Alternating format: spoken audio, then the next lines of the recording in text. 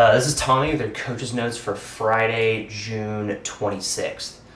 We have two parts today. The first one's going to take about 10, 12 minutes. The second part's going to take 20 minutes, a little bit less than that. So really we got 30 minutes of work and we have 30 minutes of warm-up time. Not a ton of warm-up time, especially because we have different pieces of equipment, barbell plates, clips, and dumbbells for part B.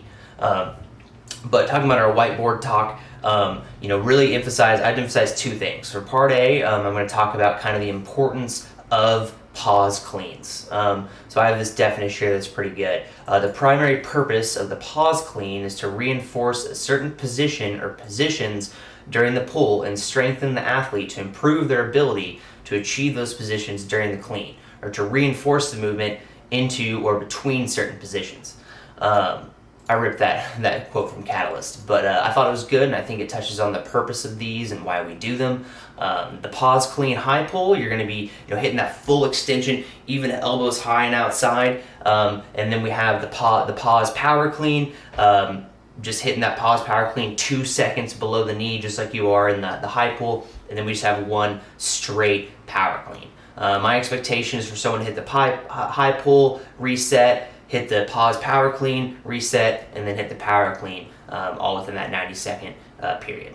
And then the second thing I touch on the whiteboard is part B, which is our anaerobic sprint work, and it's a good time to kind of talk about our cycle as a whole if you haven't done that yet with your class, where you have your 5 devil's presses, 5 dumbbell thrusters, and then 5 more devil's presses. Definitely take a look at Bryce's video about form. It talks about double cocking of the shoulders. Where on the way up, you set the shoulders kind of like you would for like a kettlebell swing. You're overhead, and then you bring it back down to the hips and set the shoulders again. I think when people are moving through this, they're going to be tempted just to skip straight from overhead straight to the ground, which is leaves a lot of room for error, especially when we're trying to emphasize speed. And in general, we have kind of like Tuesday where you can throw a newbie on a bike and have them go hard, and it's pretty easy. You don't have to worry about them too much. But with part B, we want them to have a similar response there, but now we're kind of throwing something technical at them. So we want to make sure that those people are considered, and maybe if they're really struggling with devil's press, you can maybe just throw like five like explosive burpees at them at the end, or even make some like kettlebell version of it that's simpler, right? So definitely keep that in mind and have that in your back pocket in case that becomes an issue.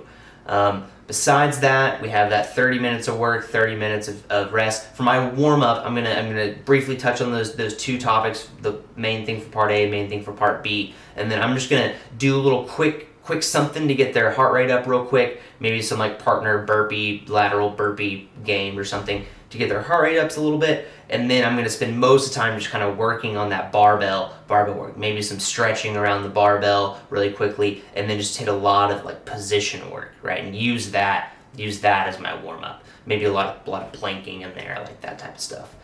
Besides that, that's really it, and just make sure everyone's moving safely. Have a good one.